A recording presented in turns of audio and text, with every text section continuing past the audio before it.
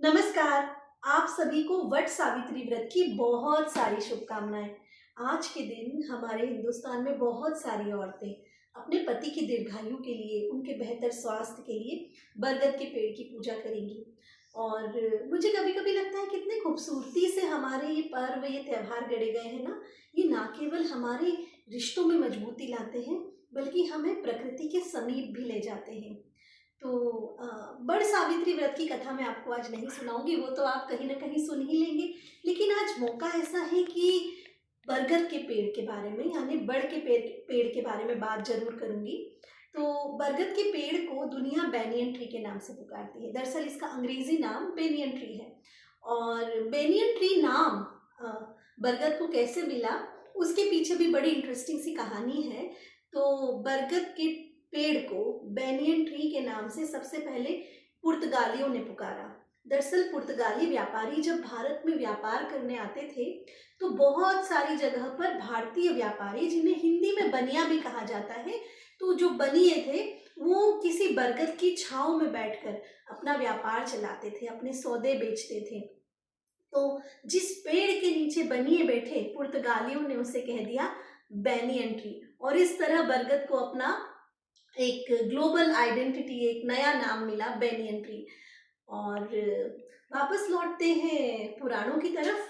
तो पुस्तक वाली के चैनल पर आए हैं तो किताब की बात तो जरूर होगी। आज मेरे पास एक किताब है जिसका नाम है वृक्ष पुराण। लिखी है महेश कुमार मिश्र मधुकर जी ने और प्रकाशित की है आदिवासी लोक कला एवं बोली विकास अकादमी, मध्य प्रदेश संस्कृति परिषद ने। इस किताब की खासियत यह है कि इसके लेखक ने बरसों मेहनत की और हर पुराण, हर धर्म ग्रंथ में वृक्षों से संबंधित जो भी उल्लेख मिलता था उसे व्याख्या सहित इस छोटी सी किताब में समेट दिया। और इसीलिए नाम, इस किताब को नाम मिला वृक्ष पुराण। तो इस किताब की डिटेल समीक्षा हम बाद के किसी एपिसोड में करेंगे। आज बात करते हैं बरगद के पेड़ पर। तो बरगद के पेड़ को संस्कृत में वट कहा जाता है, मराठी में भी इसे वट ही कहा जाता है। तो वट संस्कृत भाषा का पुल्लिंग शब्द है। हिंदी में इसे बड़ या बरगद कहते हैं, बुंदेली में बर कहलाता है। और इस शब्द की उत्पत्ति कैसे हुई उसके लिए संस्कृत के व्याकरण में यह जिक्र है, वह पादा अस्य वटाते, वह पादा अस्य वटाते वट वेष्टने अच, अर्थात जिसके बहुत से पैर हों, जो परस्पर बटे हुए हों, जो वृक्ष को छुपा कर रखे, ऐसा वृक्ष वट कहलाता है।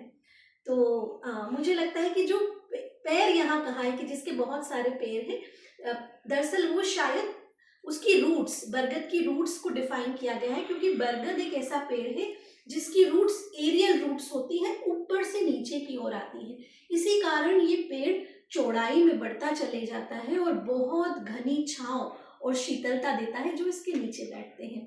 इतना ही नहीं, बरगद का पेड़ एक नेचुरल एयर कंडीशनर का काम करता है।